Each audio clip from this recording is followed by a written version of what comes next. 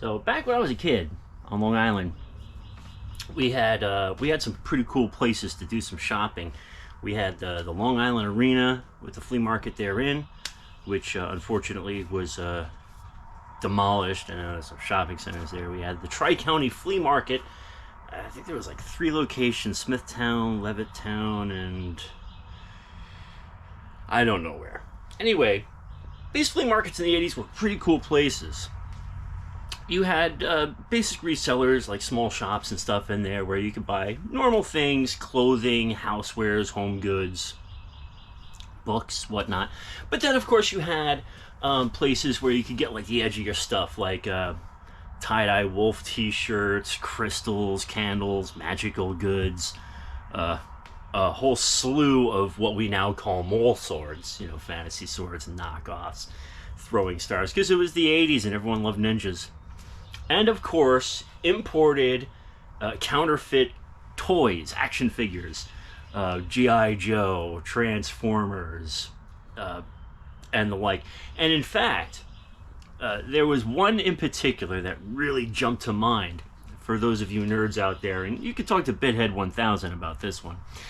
The original Combiner, Devastator. The Transformer was a bunch of green construction vehicles in it, and so I remember distinctly, and I don't know why this memory sticks with me, but I remember being there at the Long Island Arena and browsing around, because we're poor, we don't actually buy anything, we're just kind of like a museum to us. And I noticed a box, a bubble pack with all the figures in there, but they were yellow and they were called something else, obvious knockoff. And I'm thinking to myself, wow, I've always wanted this toy. It's a fraction of the real one, the green one that says Transformers on it, and you buy it at the toy store or Service Merchandise or wherever you bought your stuff on the island in the 80s. And I remember thinking to myself, wow, that's pretty cool. I could conceivably own this thing for pennies on the dollar, and it's almost like the real thing. Almost. It's so close. And after after fielding some questions, this memory jumped back to mind. So, with its publication now imminent, coming at the end of April, you can pre-order it now. There is a new translation of the Psalms. It's a joint project between St. Tikhon's Monastery and St. Vladimir's Seminary. It's been in the works for, they say, about 10 years. It's been a bit longer than that. And we've seen little bits and pieces in some service books and prayer books from St. Tikhon's. But there's questions to be answered. There are a few points to be made before we actually have the physical product in our hands. Now, I have here the draft text, which I've alluded to in numerous videos in the past. So I've had the translation in hand for a while, and I was told, and it turns out this isn't true, that I shouldn't share this. Well, apparently I could have, because it's been in use in parishes across the country. So it's not like it's a secret or anything, but that's as may be. So I figured this is a good place to start kind of a preview, if you will, of what's coming up, and discuss what exactly you're going to be getting into with this Psalter. Where to begin?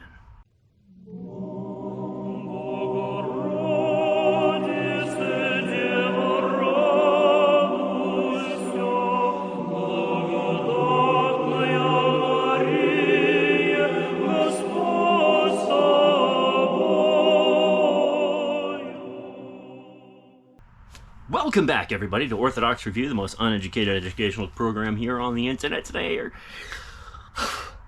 I should take deeper breaths. I'm your host, the guy with 1.5 thumbs, Raphael. The guy. I'm that dude. There's going to be so much editing here. Anyway, thanks everyone for tuning in and continuing to support the show and clicking the links and doing the things. Especially to my patrons at Patreon, to the channel members. You guys, living angels. I'm telling you.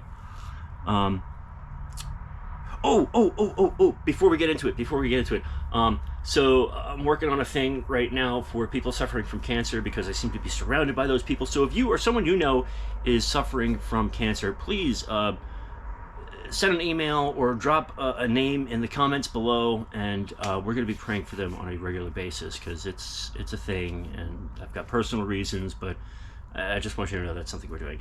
Okay, so that out of the way, click buttons, do things, whatever. Links below, yada yada. Okay, so the draft text. The reason I brought up that little story in the beginning about the Devastator knockoff that's not quite the real thing. It's Saturday, really? For crying out, Crin. That's a thing.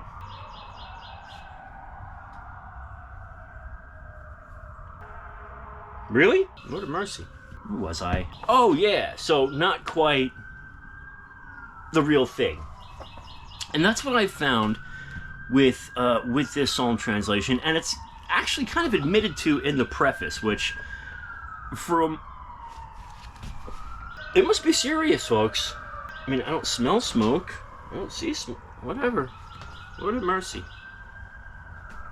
So they admit to their idea behind the translation being familiar. And they name check specifically the HTM Psalter, which, listen, I'm going to throw the gauntlet down right now. I usually don't push for a singular translation of anything, because I want people to explore and find for themselves what seems correct according to their tradition or whatever. But the HTM is my go-to. That's my Psalm translation, and we can get into that some other time. But I'm just going to say Patrick Henry Reardon, I trust his advice. Father Seraphim Holland, I trust his advice. Decades of great ascetics, holy fathers, and laymen alike. I trust their advice. But that being said, so this is like unto it. Now, why? Why this translation? Plain and simple, I don't know. Because it seems to me, it's like, okay, originally the idea was that if St. Tikhon's Monastery had their own translation of the Psalms, they wouldn't have to license it from someone else, like Holy Transfiguration, and then they could just print with impunity whatever service book they wanted to with their own translation of the Psalms, and have some consistency there, which, okay, I could sort of see that. Because, an Orologian would be nice, even though we actually had one. And one of these days I'm going to put it on the show. It does exist, and it's about this thick. That's neither here nor there. So, okay, so a Psalter that conforms with the rest of the books that they publish. I get that, fine. A liturgical Psalter. I know the OCA hasn't necessarily accepted this translation as the one that they'll use for services, but the OCA is a hot mess anyway. So now we have a liturgical Psalter being published. In this size, by the way, these are the dimensions of the letter, the block, the text block. So it's not a pocket Psalter, it's not a personalized Psalter, it's not,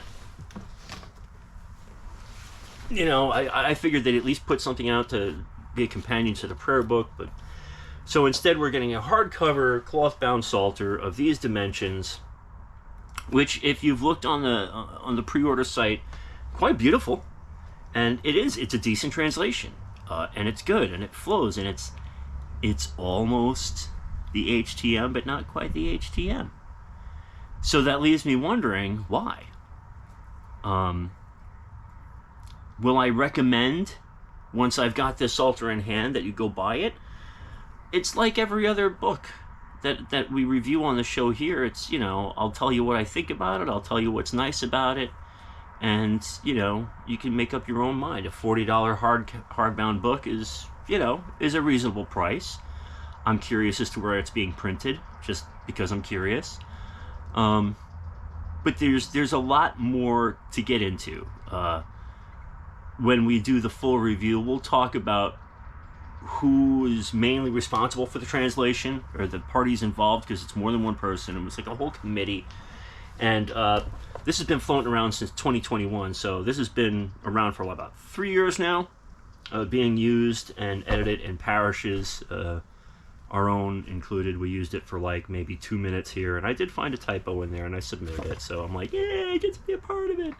But that being said, I think what we'll do is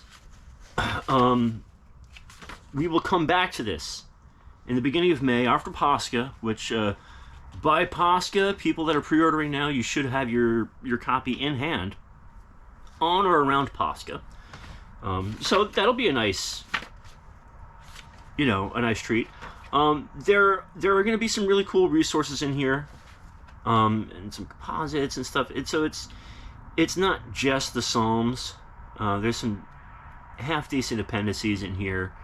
But one person commented on a post about this when it was first announced that they were available for pre-order. They commented that it would have been nice if they had posted Psalm 50 in the preview, because that's kind of a great litmus test for a translation. And I agreed. So, because they're,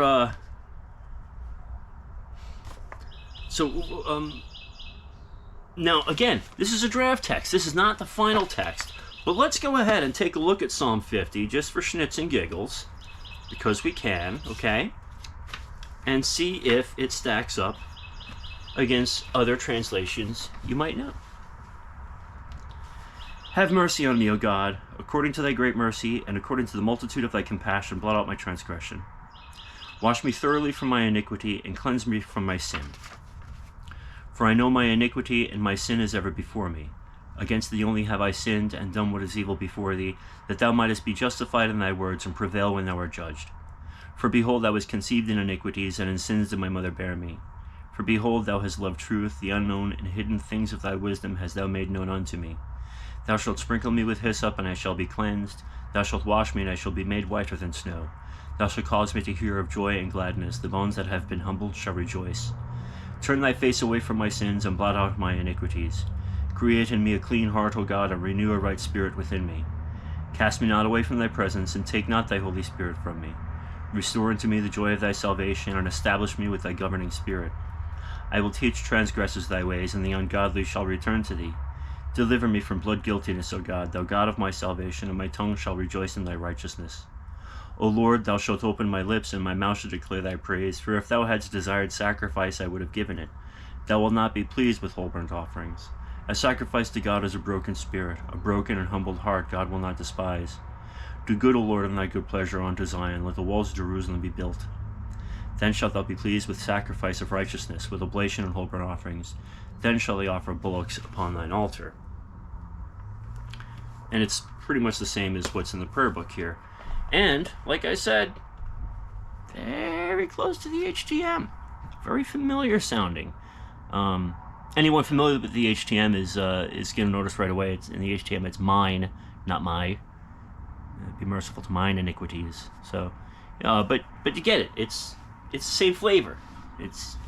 It's almost the same transformer, but in a different packaging with a different paint job. If that makes any sense. Anyway, I really look forward to having the full version in hand and being able to go over the finer points of it and maybe discuss the final translation and why it may or may not be something worth considering picking up, at the very least to support a good publishing house. Anyway, I'm gonna go edit this now and send it off to you. So, at any rate, thank you all again for showing up and hanging out and nerding out a little bit. And we're going to get deeper into this, because I think this is probably going to be the last Psalter we do. I truly believe we've hit a wall. We've done all we can with the Psalms. It's time to just settle settle on one and move forward. Enough with the Psalm translations. I am officially done with Psalm translations. Oh, Lord have mercy. Anyway, thanks again for hanging out. And we'll be seeing you all again in the next one with the full copy, and we'll have a grand old time. So struggle well in this great Lent, and don't forget to go to church, say your prayers, and remember God. God bless.